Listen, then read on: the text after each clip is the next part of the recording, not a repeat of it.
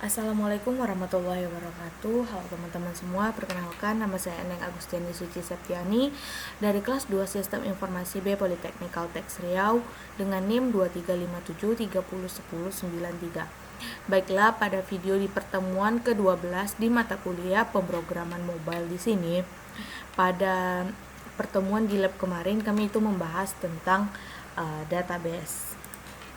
Nah, seperti yang kita ketahui, database itu sendiri adalah sebuah tempat untuk menyimpan data yang dimana kita bisa melakukan CRUD, yaitu create, read, update, and delete dari data kita tersebut. Nah, itu penjelasan singkat mengenai database. Selanjutnya, yaitu pada tugas video di pertemuan ke-12 ini, tugasnya itu sendiri adalah kita disuruh untuk menambahkan menu di more atau di tempat lain, yaitu untuk melakukan CRUD data user.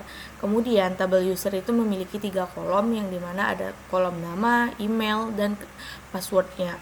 Nah, saat kita sudah memiliki halaman login yang memiliki input email dan password kita tadi, saat kita klik tombol login, maka lakukan pengecekan ke tabel user. Nah, dimana terdapat dua kejadian. Yang pertama, jika email dan password sesuai ada di database, maka akan diarahkan ke halaman home kita. Nah, jika gagal, maka dia akan menampilkan alert, yaitu username dan password kita itu salah di halaman login tadi. Maka dia itu tidak bisa masuk ke halaman login. Nah, apa sih fungsinya?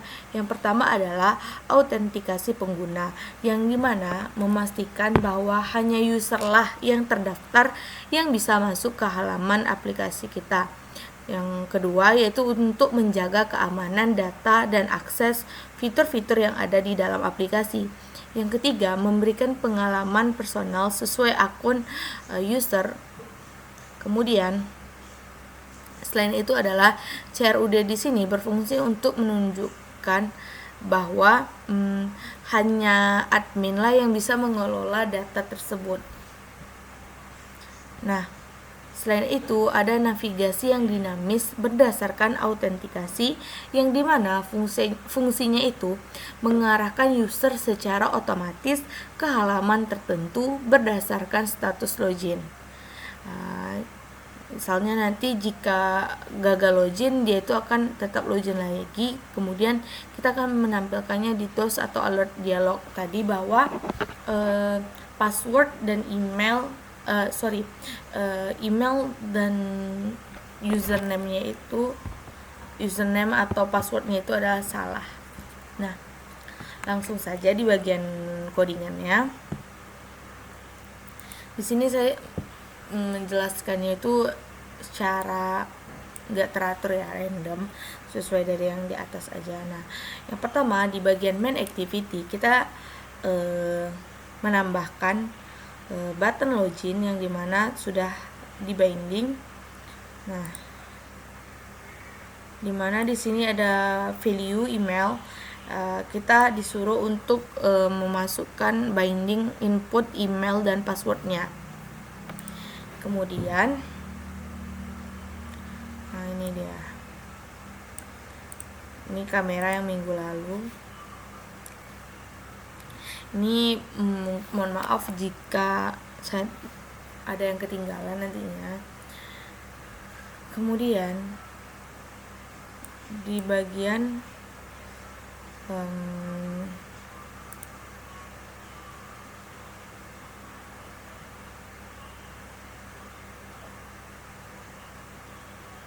nah di sini di bagian class user adapter, yang dimana nantinya itu kita bisa ngedit nih CRUD tadi yang kita lakukan tuh, kita ngedit nama user, kemudian ngedit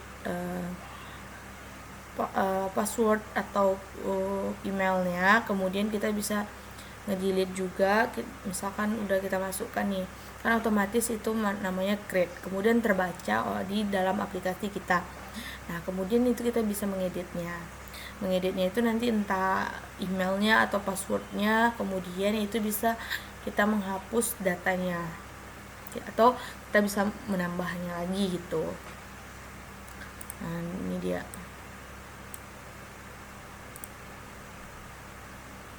Oke, ini sudah. Nah, di sini juga ada yaitu user CRUD activity.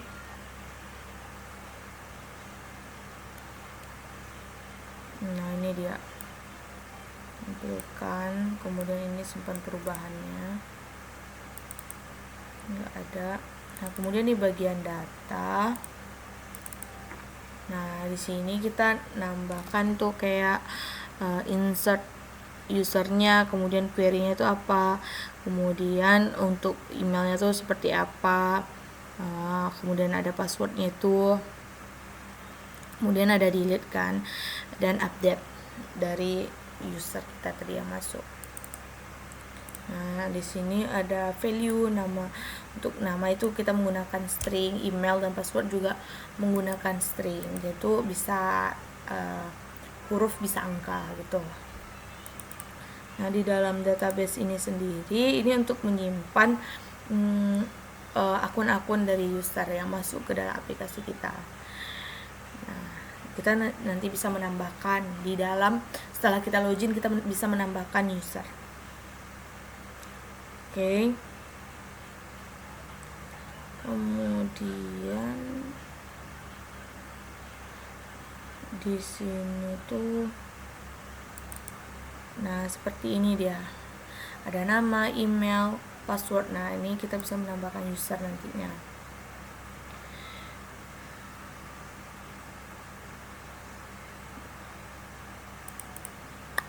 Nah, ini button edit dan button hapus. Button nav menu ini enggak ada. Nah, ini juga enggak ada karena minggu lalu. Kemudian di bagian sini, nah ini kita menambahkan ID-nya seperti yang sudah kita lakukan di lab di pertemuan 12 kemarin. Kita nambah ID, jangan lupa untuk sign now-nya. Kemudian kita di bagian build Gradle yang modul app itu menambahkan value room version-nya di sini, kemudian implementasikan, kemudian di sini juga. Nah, jangan lupa pemanggilannya di mana nih, activity, main activity kita jadi sudah ya. Oke, di unload manifestnya juga. Oke, langsung saja kita jalankan. Nah,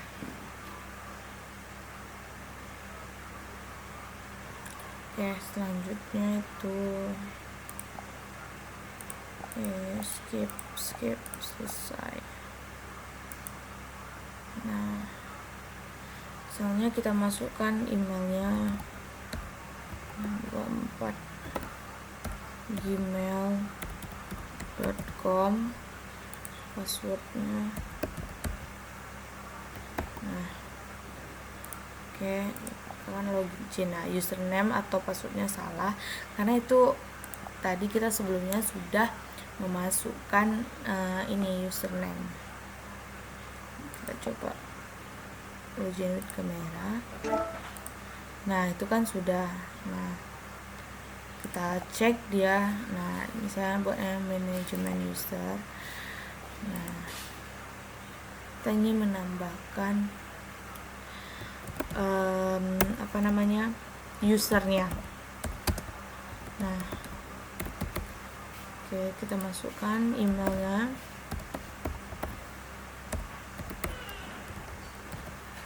Oke, passwordnya juga.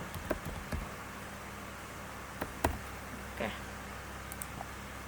Nah, bisa nambah user, kemudian kita bisa ngedit, kita buat ganti emailnya, jadi oke, simpan perubahan. Oke,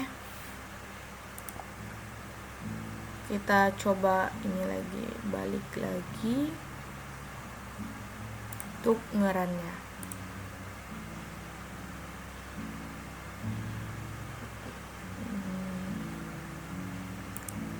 Buka. Oke, masukkan lagi emailnya yang sudah kita buat dan masukkan passwordnya 1 2 3 4. Oke, nah itu kan bisa masuk ya,